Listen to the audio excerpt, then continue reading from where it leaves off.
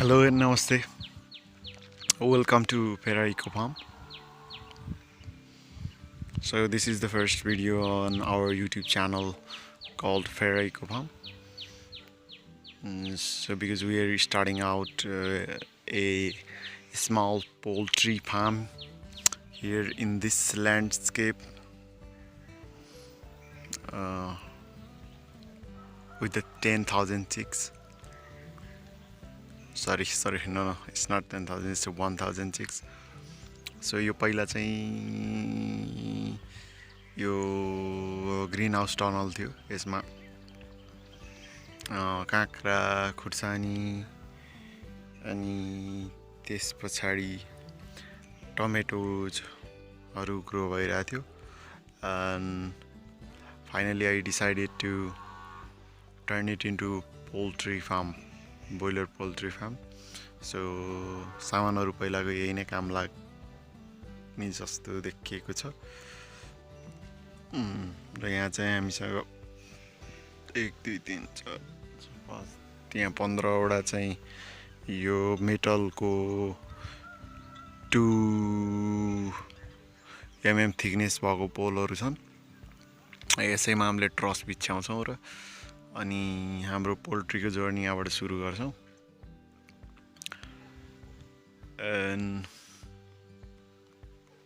अहिले चाहिँ यहाँ यो फाउन्डेसन बनाउने अनि यो जग खन्ने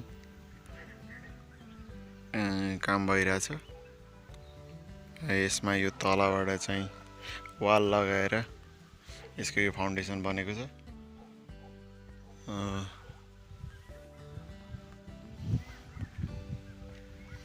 अनि त्यसपछि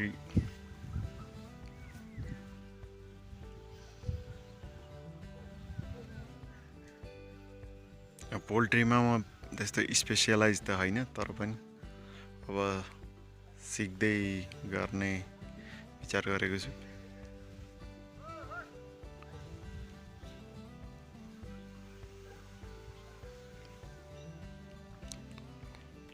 यो खोर 22 बाइ 60, यसको लम्बाइ चाहिँ 60 फिट, चौडाइ चाहिँ 22 फिट हुनेछ र भित्री भाग चाहिँ कम्तिमा 20 बाइ 60 को हुनेछ, जसमा 20 बाइ 50 को चाहिँ कुखुराको लागि खोर हुनेछ। बाँकी रहेको चाहिँ कोठा, एक्स्ट्रा कोठा जहाँ दाना पानी राख्न र मान्छे पनि बस्नको लागि, किन कुखुरालाई चाहिँ धेरै नै ब्रोइलर कुखुरालाई चाहिँ धेरै नै केयर चाहिने रहेछ। सो आफू बस्ने कोठा पनि यही बन्दैछ। अनि अब यस पछाडी चाहिँ मैले यसको सामानहरु चाहिँ सेकेन्ड ह्यान्ड सामान एकजना दाइसँग लिँदै छु। त्यो चाहिँ अब सायद भरे अथवा भोलितिर त्यो सामानहरु म लिन जान्छु। त्यसको सामानहरु पनि म देखाउँला। अहिलेलाई चाहिँ आई थिंक यति नै। अब यो र अन्तमा म के भन्न चाहन्छु भने यो चाहिँ म चाहिँ किसान कृषिको विज्ञ तथा त्यस्तो हैन। So म पनि I'm also inspired from seeing the YouTube videos and on other agricultural entrepreneur who have done very well starting from scratch. So I was inspired from them.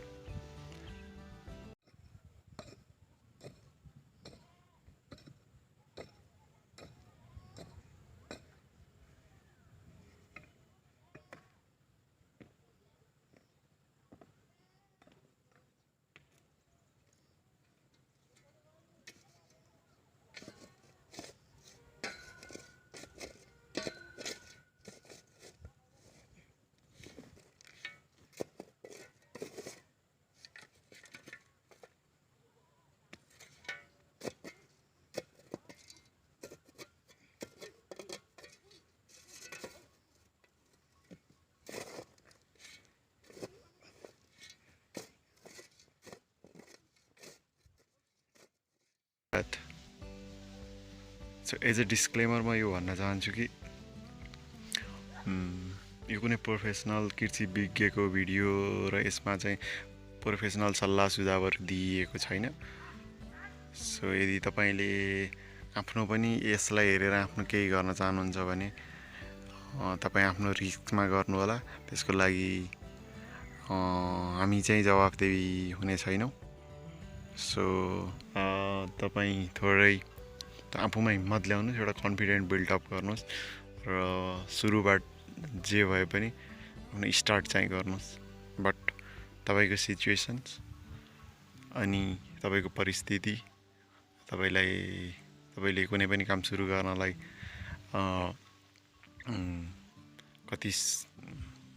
कति सजिलो छ, कहाँबाट सुरु गर्नुपर्छ, त्यो तपाईँको हालत परिस्थिति तपाईँलाई अरूलाई भन्दा तपाईँलाई आफैलाई थाहा हुन्छ। सो विचार गरेर गर्नु होला। सो अन्तमा यदि तपाईँलाई यो भिडियो केही सानो सुस्स भयो भने, केही स्पार्क दिने खालको लाग्यो भने प्लिज लाइक गर्नु होला र भिडियोलाई लाइक र सेयर गरिदिनु होला र च्यानललाई सब्सक्राइब गरिदिनु होला। र यदि किनभने म आजदेखि चाहिँ मेरो फार्मिङ जर्नीलाई रेगुलरली सायद अपलोड गर्छु होला। So if you are interested to see my journey, then you can also hit the bell icon for the notification. And thanks for watching.